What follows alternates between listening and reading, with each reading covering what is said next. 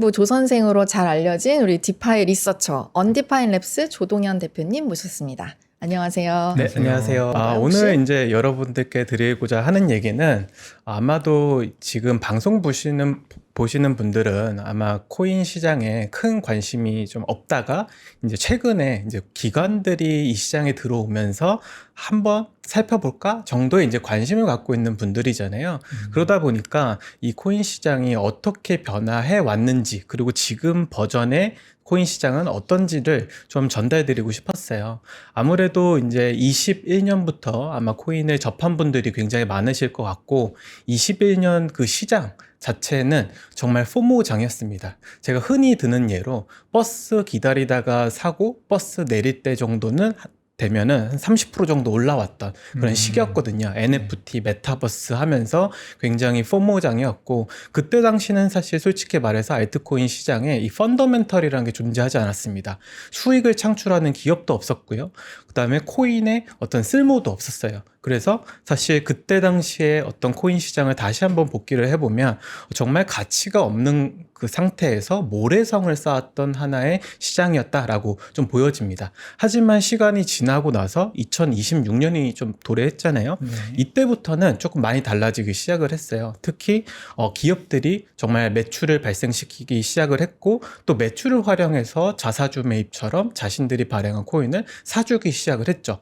더 나아가서 인프라가 굉장히 발달이 됐습니다. 그러다 보니까 데이터를 24시간 일주일 내내 계속적으로 공개를 할 수 있고, 데이터가 나오니까 분석이 가능한 시장으로 바뀐 거죠. 그래서 21년의 시장과 26년의 현재 시장 자체가 굉장히 달라졌다. 이거를 좀 알고 우리가 투자를 해야 되지 않을까라고 해서 오늘 주제를 듣고 왔습니다. 21년에서 26년이면 사실 몇 년 안 지났는데 그동안에 이렇게 많은 변화가 있었다는 게 좀 신기한데요. 그래서 그런지 대표님께서 이제는 크립토 시장도 주식처럼 밸류에이션이 가능하다, 밸류에이션 측정이 가능하다 이렇게 말씀을 하셨는데, 그게 구체적으로 어떤 이야기인지 말씀 부탁드립니다. 네, 일단 밸류에이션을 하기 위해서는 데이터가 나와야 됩니다. 기업이 얼마를 벌고 있고 얼마를 쓰고 있고, 더 나아가서 그 자신들이 벌어들인 순이익으로 얼마를 자사주를 매입하는지를 우리가 확인을 해야 돼요. 근데 이런 것들이 이제는 가능한 좀 시기가 왔습니다. 그래서 화면 이제 보시면은 제가 크게 세 가지 대표적인 예를 갖고 왔어요. 시장에서 가장 이제 큰 어떤 시장 규모를 갖고 있는 이제 디파이 혹은 거래소 플랫폼들입니다. 좌측에 보이시는 거는 하이퍼리퀴드, 그 다음에 에이브, 그 다음에 메이플 파이낸스라고 하는 곳인데, 이 하이퍼리퀴드 같은 경우는 거래소입니다. 탈중앙화 거래소예요. 이 탈중앙화 거래소는 누구든지 지갑을 갖고 있으면 연결해서 서비스를 사용할 수 있죠. 그러다 보니까 KYC가 되지 않은 사람들도 거래할 수 있기 때문에 굉장히 확장성이 큽니다. 물론 확장성이 큰 것에 좀 반대급부로 조금 어떤 규제 이슈는 있지만, 어쨌든 현재 상태로서는 이 하이퍼리퀴드의 이제 거래소 규모가 이제 굉장히 크고요. 에이브 같은 경우는 이번에 해킹 사태 이후에 어떤 피해를 봤던 하나의 디파이지만, 이 에이브는 이더리움 네트워크 상에서 가장 큰 규모로 대출 사업을 하고 있는 플랫폼입니다.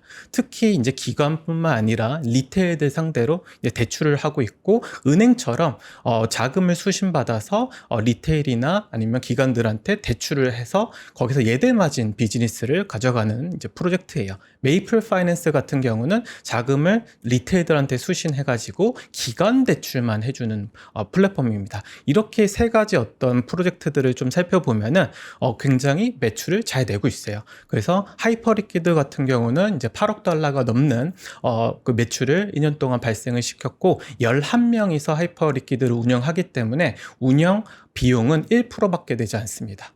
그렇기 때문에 99%의 어떤 순이익을 활용해서 전부 다 자신이 발행한 이제 코인을 사들이고 있는 거죠. 에이브 같은 경우는 이제 35% 정도의 어떤 수익을 바이백하고 있고, 메이플 같은 경우는 25%의 어떤 순수익을 이제 코인을 다시 사는 데 쓰고 있어요. 이렇게 사실 매출이 나오고 비용이 나오다 보니까 이제는 전부 얼마의 이 하나의 그 기업이 앞으로 얼마나 성장을 할 수 있을지, 더 나아가서 얼마의 가치를 받아야 되는지 우리가 예측을 할 수 있다는 것이죠.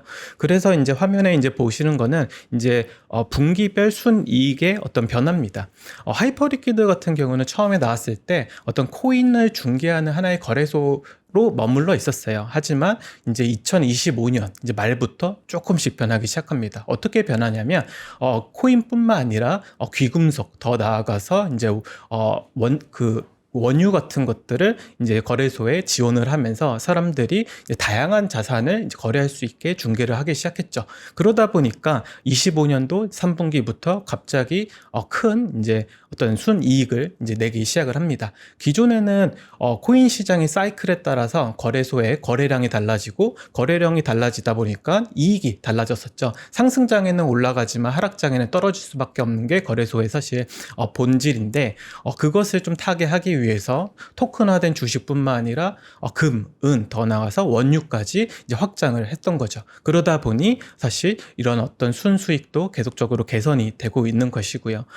에이브 같은 경우는 이제 꾸준히 사실 우상향을 했었습니다. 화면에 보시는 것처럼 이런 어떤 순이익의 규모는 굉장히 커 보이진 않습니다. 왜 그러냐면은 예대마진 장사를 하기 때문에 중간에서 굉장히 작은 비용을 사실 순이익으로 가져가고 나머지 전부 다를 전부 예치했던 사람들한테 다시 제공을 하고 있어요.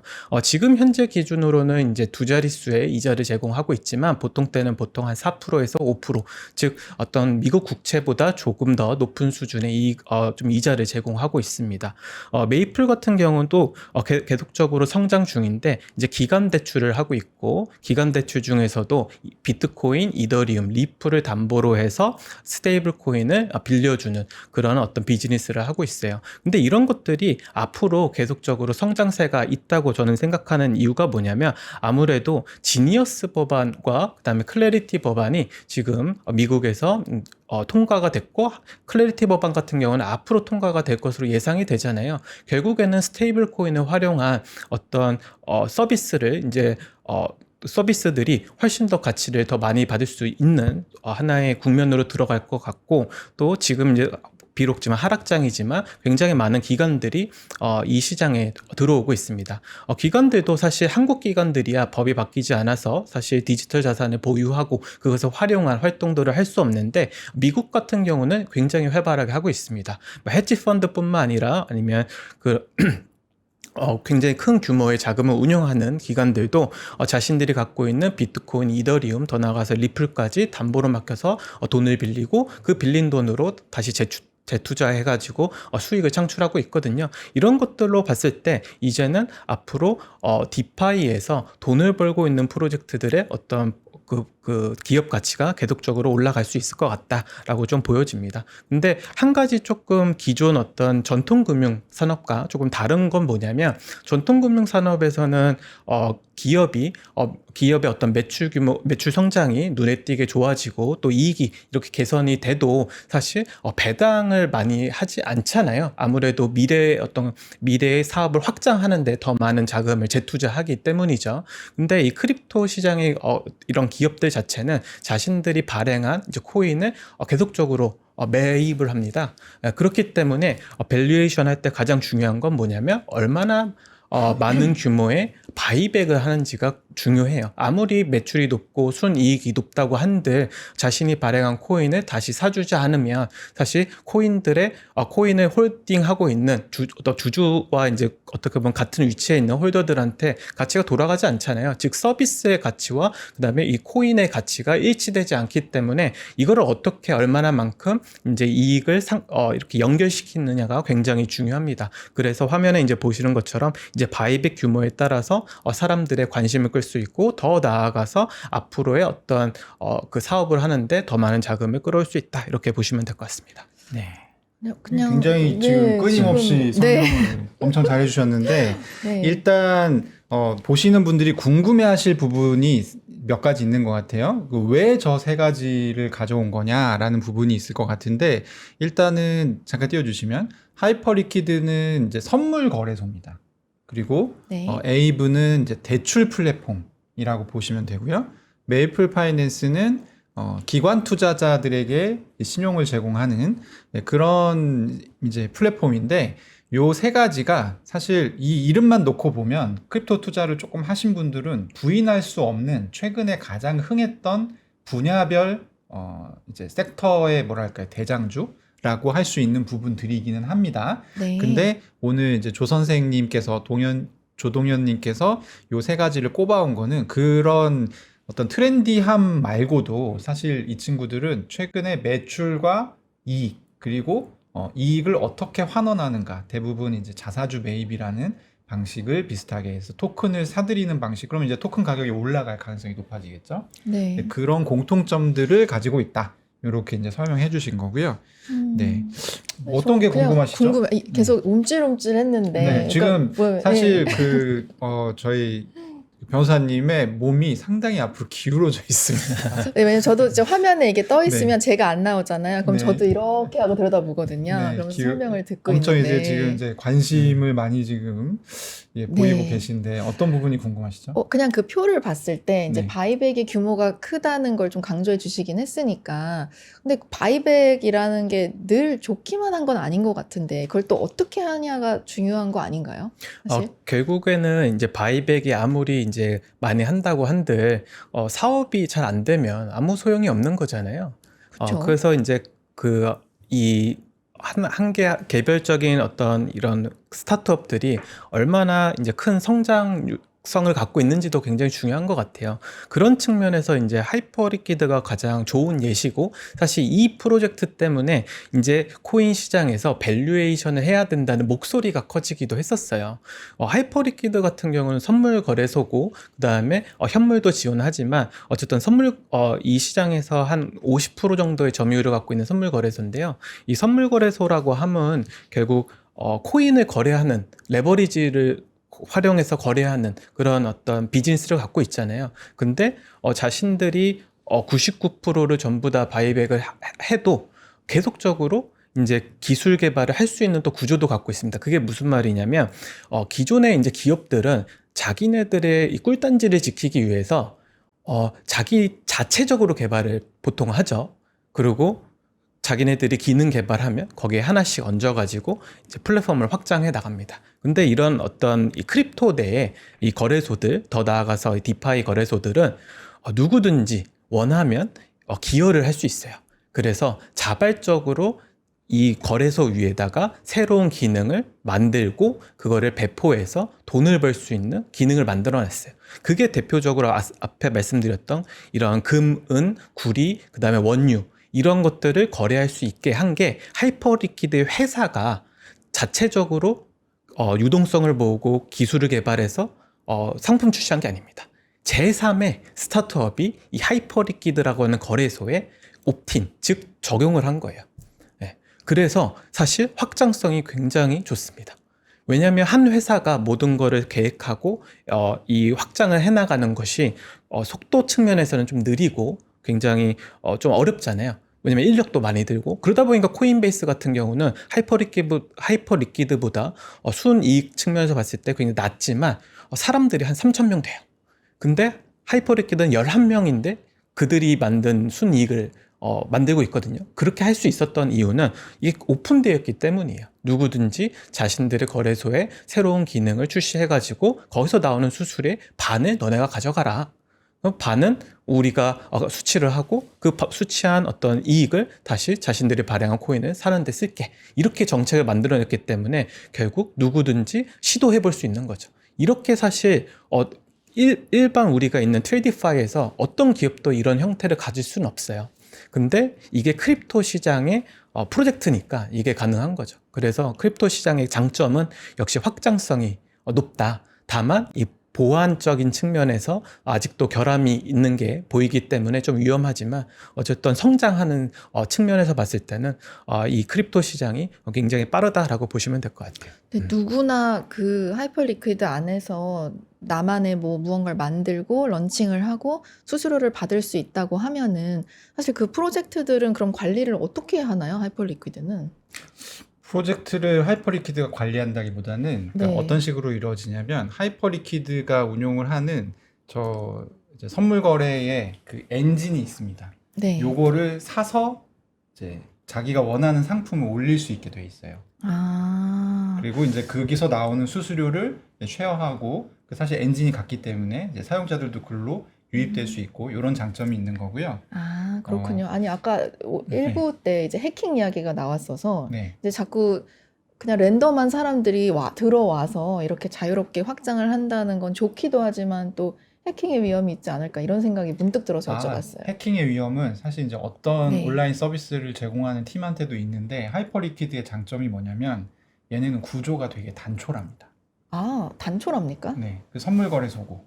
음. 그래서 여기에 들어와서 뭔가를 추가로 해킹해서 발행하거나 그럴 수 있는 구조는 아니고요. 그래서 이제 어떻게 보면 되게 머리를 잘 썼다라고 볼 수 있는 게 그러니까 사실 디파이가 처음에 나왔을 때 디센트럴라이즈드를 해야 된다라고 주장하는 사람들이 뭐였냐면 기존의 금융권들이 너무 비대해졌다. 쓸데없이 사람이 많고 조직이 이제 복잡하고 거기서 발생하는 비용들이 그대로 금융 사용자들에게 전가된다. 이런 네. 이제 얘기였거든요.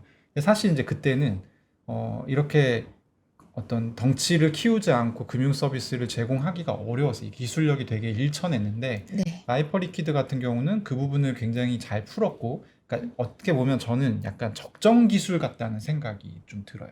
적정 기술이라는 게 어떤 의미일까요? 그러니까 이 선물 거래소를 구현하기 위한 기술이 그렇게 난이도가 높지 않은 걸로 알고 있어요. 제가 알기로는. 근데 지금 아무도 그 선택을 하지 않은 거지. 그러니까 선물 거래소를 해서 수수료, 지금 하이퍼리퀴드는 그래서 수수료도 되게 낮은 편이거든요. 선물 거래소들 중에서도. 네. 그리고 이 사실 디파이 선물 거래소는 항상 문제가 뭐냐면 그 거래를 할 때 딜레이가 되는 게 좀 문제였어요. 이 지연 시간이 있는 게 문제였는데 네. 하이퍼리퀴드는 그 부분도 상당히 개선이 많이 됐고 그러면서도 11명이 운용을 하니까 나머지를 97%를 바이백을 해줄 수가 있는 거죠. 그래서 네. 사실 이거는 전통 금융에서 따라할 수도 없고 그렇기 때문에 좀 긴장감이 고조가 될 수밖에 없는 그런 모델이다. 그렇군요. 그래서 이제 네.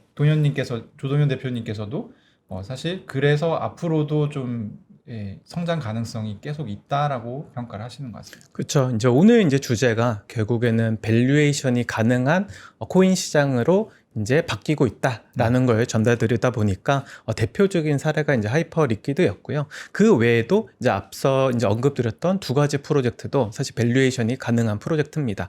이제 에이브 같은 경우는 이번 이제 해킹 사태에서 이제 어떻게 보면 희생을 당했죠. 네. 이제 아까 상영님이 나와서 잘 설명을 이제 해주셨을 것 같은데 결국 레이어 제로라고 하는 이제 브릿지가 이제 해킹 당하고 거기서 이제 유출된 이더리움을 이제 담보로 맡기고 담보로 맡기고 다른 이더리움을 빌려갔단 말이죠. 그리고 자신들의 이익을 위해서 이제 누구든지 간섭할 수 없는 이런 영역으로 가져간 겁니다.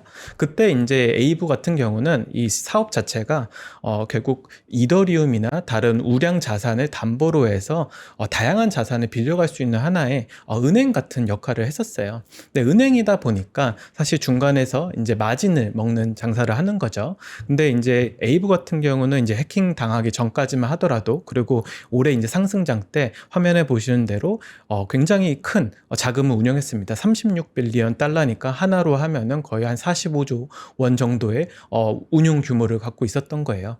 그래서 이런 큰 이제 자금들이 계속 모이다 보니까 이제 연간 매출도 조금씩 성장을 하는 좀 모습을 보였고 거기서 꽤 많은 이제 수수료를 좀 창출할 수 있었습니다. 여기다가 이제 자신들의 순이익의 35%를 다시 코인을 다시 매입하는데 이제 사용을 했고 그에 따라서 이제 에이브도 이제는 가치가 측정 가능한 그 프로젝트로 스타트업으로 이제 변했다라고 좀 볼 수 있을 것 같아요.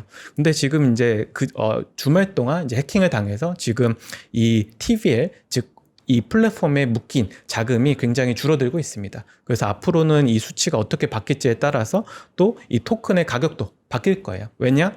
계속적으로 사람들의 기대는 매출 성장과 이익 성장이 동반했기 때문에 그리고 이 시장 자체가 커지고 있다는 게 확실히 보였기 때문에 굉장히 높은 멀티플을 적용해서 이 에이브라고 하는 플랫폼을 이 스타트업을 평가했었어요. 근데 이제는 해킹 이슈 이후에 이게 어떻게 보면 사람들이 줄 수 있는 멀티플이 줄어들 수도 있는 거죠. 왜냐하면 앞으로 이 성장세가 성장성이 좋지 않을 수도 있고 또 경쟁사가 오히려 지금 수혜를 보고 있는 상태이기 때문에 아무래도 비교해서 사람들이 좀 가치를 좀 낮게 잡을 수도 있습니다. 근데 이런 것들이 전부 다 사람들이 예전에는 그냥 에이브 좋으니까 사야지 혹은 뭐 이더리움에서 가장 큰 프로젝트가 뭐가 있지? 에이브 있으니까 사야지. 이런 식으로 거래했다면 이제는 명확하게 매출과 순이익을 예측해서 이제 코인을 사는 그런 형태를 좀 보이고 있다라고 보시면 될 것 같아요. 그렇군요. 네, 메이플도 뭐 준비하신 자료가 아마 있을 것 같은데 한번 소개해 주시죠. 네, 뭐 메이플 파이낸스 같은 경우는 가장 단순한 비즈니스를 하고 있습니다. 수치한 자금을 갖고 이제 기업에다 대출을 해주는 거예요. 기업 대출을 할 때 담보를 받습니다. 비트코인, 이더리움, 리플 등등을 받고 있어요. 근데 이 친구들은 좀 특이하게 불특정 다수한테 대출을 하는 게 아니라 KYC 된 회사들, 즉 KYB가 된 이제 회사들한테 대출을 하다 보니까 대출의 퀄리티가 상당히 높아요. 아무래도 시장에 유명한 어떤 기업들한테 대출을 하고 있고 만약에 코인 가격이 하락해서 담보가 청산될 것 같으면 마진콜을 합니다. 그럼 마진콜에 응하지 않으면 자신들이 갖고 있던 담보를 시장에 매도해서 어떻게 보면 매도해서 대출했던 사람들한테 다시 돌려주는 비즈니스를 하고 있어요. 그러다 보니까 약간 보수적인 하이브리드죠. 어떻게 보면 KYB와 KYC를 동반하기 때문에 확장성은 이 성장성은 조금 느립니다. 성장세가 좀 느려요. 대신에 보완성이 굉장히 높죠. 아무래도 마진콜을 계속적으로 사람들한테 노티스를 해도 기업들이다 보니까 계속 충당을 하고 그에 따라서 이번 어떤 큰 이 변동성이 동반했을 때도 하나의 포지션도 청산되지 않았었어요. 그만큼 퀄리티 관리를 하면서 하기 때문에 사실 그 사업을 하고 있기 때문에 굉장히 우량한 하나의 프로젝트다라고 좀 보이고요. TBL 같은 경우만 보더라도 예전에는 시장에서 그 10억 달러도 없었던 프로젝트예요. 근데 그렇죠. 25년도 이제 1월부터 26년도까지 굉장히 빠른 성장을 좀 보이고 있고요. 이런 성장세를 보이는 것 자체는 아무래도 그 리테일 투자자들한테 스테이블 코인을 수치 받았을 때 조금 더 높은 수익을 줍니다. 지금 현재는 한 5%좀 안 되는 이자를 지금 배당하고 있는데 그 수치 자체가 이 디파이 내에서는 꽤나 높은 수치거든요. 그러다 보니까 이 메이플 파이낸스의 어떤 대출 가능한 이런 자금들은 계속 늘어나고 있고 그다음에 그것을 활용해서 사업을 확장하고 있는 거죠. 근데 이제 프로젝트 규모 자체가 지금 굉장히 크지 않습니다. 그래서 지금 한 하루 하면은 3억 달러 정도 되는 이제 프로젝트고 그에 비해서 벌어들이는 수익 자체는 굉장히 높다라고 보시면 될 것 같아요. 이게 이제 사실 메이플 파이낸스 같은 경우는 없던 시장을 개척했다는 측면에서 아직은 좀 덩치가 적지만 네. 꾸준한 성장성이 좀 기대된다고 볼 수 있고 에이브는 원래 있던 시장을 혼자서 지금 거의 다 먹은 상태거든요. 그렇군요. 디파이 대출이라고 네. 하는 시장이 되게 플레이어가 많았는데 지금 좀 천하통일이 거의 된 상태고 하이퍼리퀴드는 사실 좀 말이 안 되는 성장성이기 때문에 사실 저도 좀 관심이 가긴 합니다. 이게 언제까지 이 친구들이 이렇게 클 수 있을지가 조금 의문이긴 한데 어쨌든 그런 부분들을 같이 좀 다뤘기 때문에 왜냐하면 아까 그래프를 보여주시면 하이퍼리퀴드 저 하늘에 있고 나머지 둘은 약간 밑에 땅바닥에 있었죠. 붙어 있는데 그게 이 둘이 못 나가지고 그런 게 아니라 하이퍼리퀴드가 워낙 좀 특이하게 올라가서 그런 거다라는 말씀을 드리고 싶고 오늘 뭐 굉장히 여러 가지 얘기를 해주셨는데 어쨌든 처음에 시작할 때 알트코인 시장이 많이 죽었다라는 말씀으로 시작을 했잖아요. 근데 제가 얘기를 쭉 듣고 보니까 2021년에 우리가 알고 또 기대하고 있었던 알트코인 시장은 확실히 죽었는데 사실 그 바닥에서 그때하고는 좀 다른 내러티브로 그러니까 어떤 매출이나 이익이나 우리가 주식 시장을 보듯이 좀 성장성이 기대되는 몇 가지의 유망한 프로젝트들은 명확하게 또 있는 상황이네요. 그렇죠. 네. 예전에는 그냥 꿈만 쫓아다니는 시장이었다면 지금 명확하게 숫자로 판단하는 시장으로 좀 변한 것 같고 그에 따라서 숫자가 잘 나오면 그만큼 어떤 코인의 가치도 계속 올라가는 좀 모습을 보이고 있어요. 만약에 매출이 꺾인다라고 하면 성장세가 꺾인다라고 하면은 어떻게 보면 그 코인의 가격도 계속 내려가는 시장으로 바뀐 거죠. 근데 여기서 우리가 중요하게 생각한 게 뭐냐면 네. 예전엔 꿈만 쫓았잖아요. 그러다 보니까 업사이드가 굉장히 큰 시장이었어요. 왜냐하면 밸류에이션 측정이 안 되기 때문에 내일도 계속 오를 것 같고 앞으로 1년 동안 뭐 10배 갖고 왔고 이런 어떤 상상을 할 수 있는데 사실 숫자로 이제 모든 걸 보게 되니까 사람들이 이제 비교를 하기 시작하죠. 이 어떤 스타트업에 투자하는 거 대비해서 차라리 주식을 사는 게 더 나은 선택 아닐까? 주식 시장에 훨씬 더 그 성장세도 좋고 이익이 좋은 어떤 회사들이 많으니까 그 회사들하고 이제 비교를 하다 보니까 사실 이제는 사실 코인 시장에 있는 프로젝트들이 회사들이 그 시장에만 그 피어를 보는 게 아니라 주식 시장까지 이제 피어를 봐야 되는 상황에 왔고 그렇기 때문에 업사이드가 굉장히 줄어들고 있는 거예요. 그래서 가치 평가 시대로 이렇게 변화하고 있다고 얘기하지만 그 반대 급부에는 이 알트코인 시장에 어떻게 보면 기대 수익률이 기대 수익률이 점점 낮아지고 있다라고 봐야죠. 네. 그렇군요. 이게 뭔가 수익을 만든 다음에 뭐 바이백을 하고 토큰 가치 올리고 이제 이런 걸 하는 회사들이 굉장히 잘 되고 있다라는 말씀을 해주셨는데, 그럼 어쨌든 일반 투자자 입장에서는 그럼 지금 당장 우리가 할 수 있는 건 무엇이 있을까요? 일단 일반 투자자들이 할 수 있는 거는 이제 이런 데이터가 나오는 그 회사들이 어떤 게 있는지부터 이제 조금 살펴봐야죠. 아무래도 이 한국의 99%에 해당하는 이 코인 투자자 분들은 이런 거 잘 모르십니다. 대부분 그냥 차트 분석을 보통 하셔서 거래를 하기 때문에 혹은 이제 누군가의 이제 추천에 의해서 이제 코인을 거래하시기 때문에 이런 데이터가 있는지도 모르고 이런 어떤 시장의 변화가 있는지도 모르실 거거든요. 그렇기 때문에 사실 이제는 주식 시장처럼 이런 매출을 중요시 여기는 시장으로 바뀌었으니까 데이터가 나오는 프로젝트가 뭐가 있는지, 더 나아가서 이런 데이터들을 또 어디서 또 확인을 하는지도 고민하셔야죠. 네. 그걸 대표님이 나와서 해주시면 안 되나요? 정말 편할 수 있게. 지금 네. 시청자 댓글에 지금 써있나요? 오늘 다 처음 듣는 내용이에요.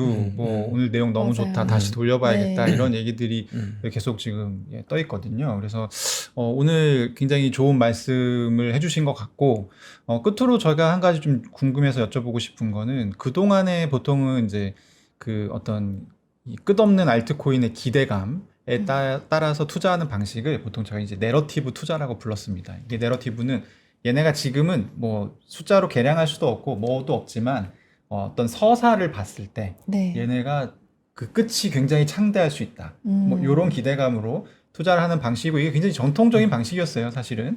근데 그런 방식이 있고 또 지금 오늘 제시해 주신 여러 가지 지표들을 통해서 우리가 객관적으로 조금 더 진정하고 투자를 할 수 있는 방식이 있는데 두 가지를 같이 할 수는 없는 건가요? 같이 하려고 하면은 네. 전업 투자자가 되셔야죠. 사실 아, 일반 하려고 투자자들은 많아지니까. 사실 할 수가 없습니다. 그럼 일반 투자자들은 추천을 해주세요. 내러티브 투자의 비율을 좀 줄이고 그리고 이제 이렇게 여러 가지 지표들을 통해서 확인할 수 있는 일반 투자자라 하더라도 이런 리서치 정도는 해야 된다. 그런 방향인 건가요? 네, 맞습니다. 일단 계량 이 숫자가 나오는 것들이 굉장히 중요해진 시대가 됐기 때문에 뭐 디파이 라마나 아니면 뭐 블락워크라고 하는 그런 곳들에 이제 들어가셔서 아마 데이터를 좀 보시면은 도움이 좀 많이 될 것 같고요. 이런 것들 잘 모르겠다, 너무 복잡하고 어렵다. 그러면 사실 비트코인이 가장 현명한 투자일 수도 있습니다. 근데 저는 진짜 아쉬운 게 대표님 다음에 나오셔가지고 이거 하는 방법을 좀 가르쳐 주시면 너무 좋을 것 같아요. 네. 이 실제로 눈빛은 진심이네요. 수업처럼 해주시면 너무 재밌을 것 같아요. 네, 좋습니다. 네. 저는 오늘 하여튼 너무 재밌고 유익한 시간이었던 것 같습니다. 언디파인드 랩스 조동현 대표님 말씀 감사합니다. 감사합니다. 감사합니다.